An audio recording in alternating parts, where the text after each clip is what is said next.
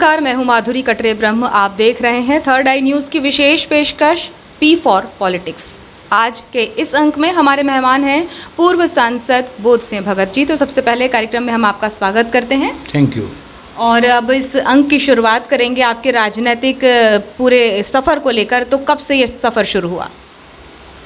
मैं सन 1980 में ग्राम पंचायत का पंच बना। उसके बाद मैं सरपंच बना। 2000 तक सरपंच के पद पे रहा ग्राम पंचायत घोड़ागोंदी। उसके बाद मैं जनपद सदस्य बना, वो 2003 तक रहा। उसके बाद 2003 से 2008 तक खैरलांजी विधानसभा क्षेत्र का विधायक रहा। उसके बाद में परिसीमन के बाद में मैं चुनाव हार चुका। उसके बाद सन 2014 से 2019 तक लोकसभा का सदस्य रहा भारतीय जनता पार्टी से। उसके बाद में पार्टी ने मुझे टिकट नहीं दी थी, स्वतंत्र चुनाव लड़ा था मैंने। तो इस तरह से जो कमल के फूल ने आपको पहले स्वीकारा, फिर आप ऑटो पे सवार हुए और आपने चुनाव लड़ा। भारतीय जनता पार्टी से आपका किस तरह का लगाव रहा और उस पार्टी को छोड़ने की क्या वजह रही? भारतीय जनता पार्टी में अब लोकतंत्र नहीं बचा है। व्यक्ति विशेष की पार्टी होगी, खासकर बालाघाट जिले में। और मेरी सैद्धांतिक लड़ाई आ रही है। मैं जब सांसद था, जब किसानों को नकली खाद बीज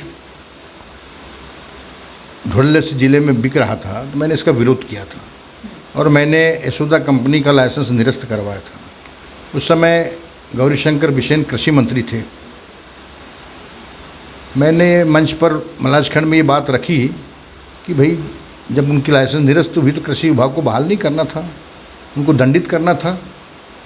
आज किसान नकली खाद बीज दवा के शिकार हो रहे हैं, दंडित होते दूसरी कंपनियां इस प्रकार का गोरख धंधा जिले में प्रदेश में नहीं चलाते। तो ये बात उनको नागवार गुजरी और उन्होंने मंच से मुझे अपमानित शब्दों में तू क्या बताएगा बोले। उससे मेरी हॉट टॉक हो गई उनसे और उसके बाद उन्होंने मेरी टिकट कटवा दी। मंत्री पदों पर रह के अपार संपत्ति अर्जित कर ली है, तो धनबल बाहुबल और राजनीति में उसका उपयोग करके उन्होंने मुझे लोकसभा में चुनाव लड़ने से वंचित किया, जिसकी लोकायुक्त में जांच भी चल रही है उनके खिलाफ।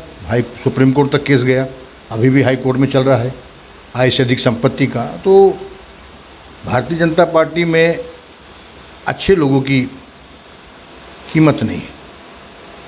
अभी उनको एक महीना मंत्रिमंडल में लिया गया। बालाघाट जिले में उन्होंने कितने सारे वीडियो वायरल हुए अश्लील हरकतें करते हुए। आय से अधिक संपत्ति की प्रकरण चल रही, लेकिन कहीं ना कहीं उनका ऊपर आर्थिक कोई भी लेन देन बिना कोई मामला है, ताकि उनको नज़रअंदाज कर दिया जाता है। उनको अभी मंत्री पद से नवाजा गया। जब जहाँ कोई हमारी बात सुनी नहीं जा रही तो उस दल में रहने से क्या फ़ायदा। लेकिन ये यू टर्न का क्या मतलब निकालें? आप तो निर्दलीय भी चुनाव लड़ सकते थे। एक विचारधारा से सीधे विपरीत विचारधारा में समाविष्ट हो जाना, इसके क्या मायने होते हैं? मुझे कांग्रेस की विचारधारा अच्छी लगी और आज़ादी के बाद से इस देश को उन्होंने बहुत देश की तरक्की की है। खासकर मैं अभी राहुल गांधी जी की जो भारत जोड़ो यात्रा निकली थी और उनका जो कड़ाके की ठंड में पैदल चल के पूरे देश का जो उन्होंने भ्रमण किया और जो देशवासी को जो उन्होंने संदेश दिया आपसी भाईचारे का, आपस में प्रेम होना चाहिए, स्नेह होना चाहिए, सभी धर्म के मानने वालों का सम्मान होना चाहिए, उस यात्रा ने मुझे बहुत प्रभावित किया। दूसरी ओर कमलनाथ जी की जो अल्पकाल की सरकार थी मध्य प्रदेश में, उनका कार्यकाल भी मुझे प्रभावित किया। उन्होंने कुछ नीतियाँ ऐसी शुरू की जैसे बिजली समस्या को हल करने के लिए उन्होंने 100 यूनिट बिजली जलाओ 100 रुपये दो। तो हम जैसे लोगों में भी एक भावना आ गई थी क्यों ना हम खपत कम करें। अभी देख रहे हो आप, किसानों को बिजली नहीं मिल रही है, रात्रि में उनको खेतों में जाना पड़ता है, कटौती, भारी कटौती है, आप सांप दुनिया भर की खतरे रहते हैं रात को खेत में जाना, किसान मजबूर है बेचारे। तो कमलनाथ जी का ये बहुत अच्छी उनकी मेरे को ये नीति लगी। दूसरा, उन्होंने जो आज हमारे जीवन के लिए सबसे बड़ा खतरा यदि कोई को मिलावट, उन्हें मिलावट पे भी शिकंजा कसा था। पूरे प्रदेश में अभियान चलाया था, नकली दूध नहीं चलेगा, नकली खोआ नहीं चलेगा, मिलावटखोरी को बिल्कुल उनने कड़ाई से उस पर प्रतिबंध लगाया था। और प्रशासनिक क्षमता उनकी जो है शिवराज सिंह से कई गुना आगे। दूसरी चीज़, तीसरी, उनको मेरे को बहुत अच्छा उनका किसानों के हित में उन्होंने बहुत अच्छे कदम उठाए थे। कर्जा माफ़ी किया, समय कम मिला, दुर्भावनापूर्वक षड्यंत्रपूर्वक उनकी सरकार गिरा दी गई। 5 साल यदि सरकार चलती तो इस प्रदेश की और अलग ही दिशा भी बदलती, दशा भी बदलती। जिस तरह से आप कांग्रेस में शामिल हुए, अचानक से कटंगी खैरलांजी क्षेत्र की राजनीति का पूरा सिनेरियो ही, पूरा परिदृश्य ही बदल गया। पहले जहां भाजपा से आपका नाम संभावित माना जा रहा था, कांग्रेस से केसर बिसेन जी का नाम संभावित माना जा रहा था, अचानक कटंगी के माहौल में पूरी खलबली मच गई। अब आपको नहीं लगता कि एक अंतर्द्वंद का सामना आपको करना पड़ेगा यदि पार्टी आपको विधानसभा के लिए चुनती है, कांग्रेस पार्टी, तो ये इस अंतर्कलह से कैसे उबर पाएंगे? देखो, ऐसा है, राजनीतिक क्षेत्र में अंतर्द्वंद तो रहती है, हर पार्टी में, हर जगह, हर परिवार में भी रहता है। फिर इसकी हम चिंता नहीं करते। हवा ये करेगी रोशनी का फैसला, जिस दिए में जान होगी वो दिया रह जाएगा। करने दो, विरोध करने वाले तो रहेंगे। आज एक बड़ा आंदोलन हो रहा है कटंगी में, खासकर आपके कांग्रेस में आने के विरोध में, तो ये कहीं ना कहीं मतदाताओं को प्रभावित नहीं करेगा? ये तो उनको सोचना है। उनके कंधे पे कोई भी बंदूक रख करके गोली चला रहा है। इशारों में आप कुछ और कहना चाह रहे हैं? अब वो तो आप समझ सकते हो।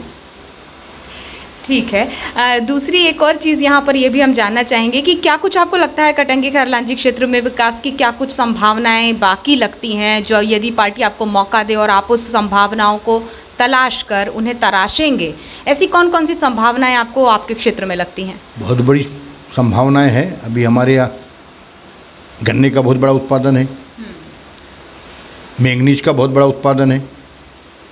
हम चाहेंगे हमारे युवाओं को, बेरोजगारों को रोजगार मिले, मजदूर को काम, इस दिशा में हम काम करेंगे। क्षेत्र का और भी विकास के बहुत सारे कार्य है। अभी कई जगह आने जाने के साधन नहीं है। अभी आप देखो, बोनगट्टा का ब्रिज जो है क्षतिग्रस्त हो चुका है, 2 साल से बंद पड़ा हुआ है, आवागमन प्रभावित हो रहा है। प्राथमिकता के ऊपर उसको बनाने की कोशिश करेंगे। एक मुंदेवाड़ा वाला ब्रिज जो है, मुंदेवाड़ा से सिंगोड़ी मार्ग पर, वो भी बिल्कुल टूटा पड़ा हुआ है।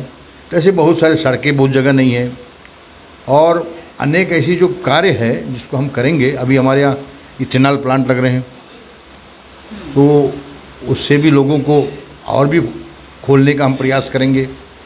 तो बहुत सारे ऐसे है जिसको अपन कार्य करना चाहेंगे हम, और हमारा मैनिफेस्टो जो रहेगा पार्टी का, वो भी उसको भी लागू करेंगे।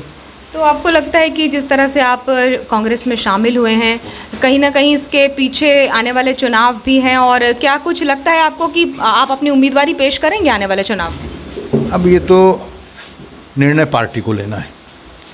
उम्मीदवार बनाते हैं तो उनके आदेश का हम पालन करेंगे, और नहीं भी बनाते पार्टी के लिए काम करेंगे। ये तय बात है कि अब कांग्रेस पार्टी जो है वो बोध सिंह भगत को अपना चुकी है, और बोध सिंह भगत भी कांग्रेस पार्टी को अपना चुके हैं। 101%। ठीक है। पहले भी कांग्रेस के ही यहाँ पर विधायक रहे हैं, कटंगी क्षेत्र की हम बात करें, और ये भी माना जाता है कि बालाघाट जिले की जितनी भी विधानसभा सीटें हैं, सबसे सरल चुनाव जो है वो कटंगी में होता है, जहाँ बहुत सस्ते में चुनाव लड़ लिया जाता है। लेकिन आप जब से आ गए अब इस रेस में, ये चुनाव बड़ा पेचीदा सा हो रहा है। नहीं, कुछ लोगों को ये डर है कि इनके आने से हमारी राजनीति खत्म हो जाएगी।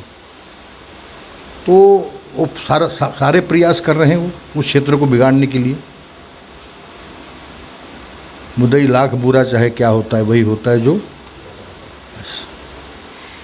अब चूंकि हमारे इस कार्यक्रम का जो समय है ये समाप्ति की ओर है, तो आखिर में आपसे ये हम पूछना चाहेंगे कि हमारे तमाम दर्शक जो बड़ी उत्सुकतावश आपसे हमें बार बार रिक्वेस्ट कर रहे थे कि हमें आपका इंटरव्यू करना चाहिए, आपके विचार जानने चाहिए, उन तमाम दर्शकों से आप क्या कहना चाहेंगे?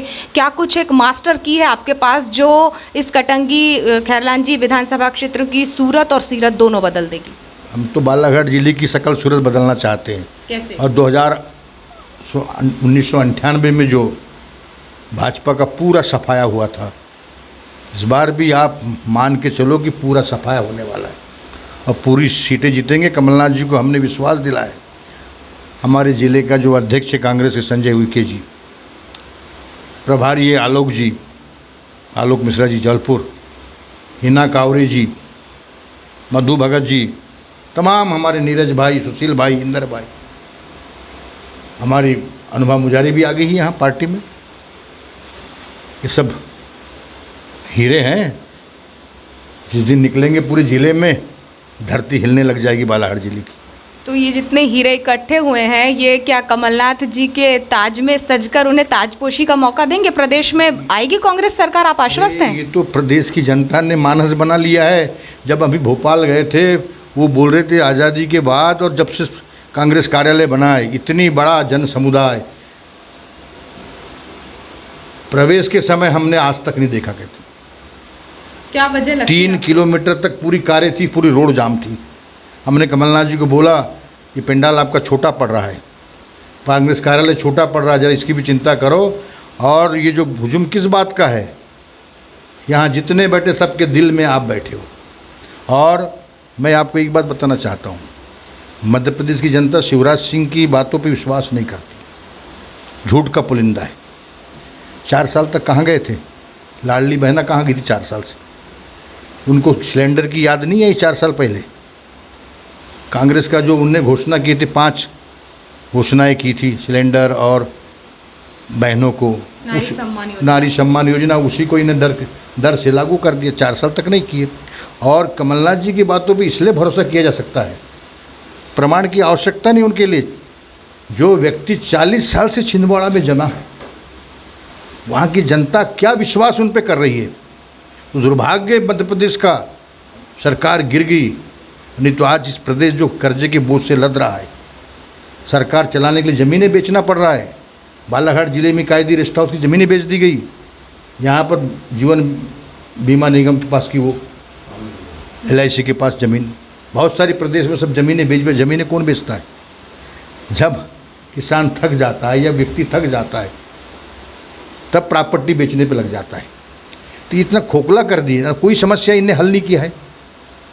इनके राज में तो नहीं देखे भी कोरोना काल में बड़ी उपलब्धि और बड़ा भारी वो कर रहे हैं। कितना नकली इंजेक्शन बेचे जबलपुर में, मानवता के साथ कितनी बड़ी खिलवाड़ है। उसको भी ये इतने साल के शासन में उनको रोक नहीं पाए।